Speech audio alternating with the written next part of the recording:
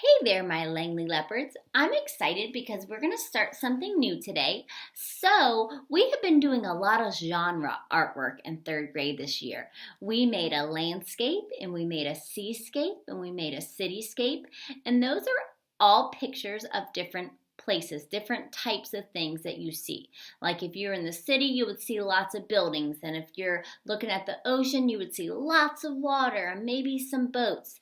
And if you are outside and you're looking in the forest, you would see trees and plants.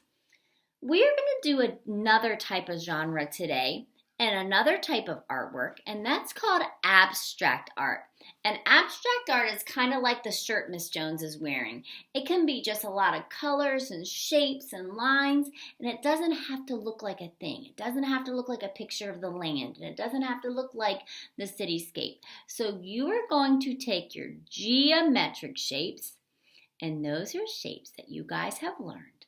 And those are shapes that do not have that they have rules and they have names, like your triangles and your ovals and your circles and your squares. Not weird shapes like Mrs. Jones has on her shirt, but shapes that you guys know that follow rules and they have names. So you're going to take those shapes and you're going to make an abstract picture with them. Let me show you how. So I said that you are going to have geometric shapes, shapes that you know that have rules and names. So I'm going to make a big square. Kind of looks like a rhombus from where you're sitting. And then I'm going to make a big oval. And then I'm going to make a triangle, but my triangle is going to overlap. That means it's going to go on top of my shapes. So now I think I'm going to do a big rectangle, and that one went off my page a little bit, and that's okay. So you are only taking your geometric shapes today, and you're going to overlap.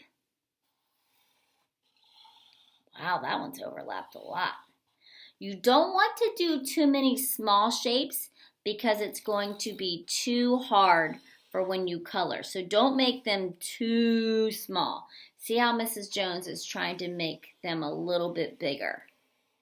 But they are overlapping, okay? Now you don't want them all overlapping so that it's a big mess. You don't want them too much. So make sure that your geometric shapes follow those rules. You want to make them nice and neat.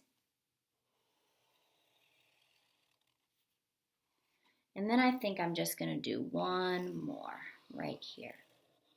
So I filled up my whole paper with geometric shapes. All right. So that doesn't look like a picture of anything except for shapes. That's called abstract. Sometimes art doesn't have to look like a real thing. It could just be lines, shapes, and colors. So you are going to draw your shapes with pencil, overlap them, and then trace them with black marker. That's all I want you to do for this week. Next week, do not do it today. Next week, you're going to take your marker and you're going to color it in. And you're going to switch your colors when they overlap. And it's going to look really cool. But that's next week. Today, all I want you to do is draw your shapes with pencil and then trace with black marker. All right? I'm so proud of you guys. You're doing such great work. I love you. Have a great week.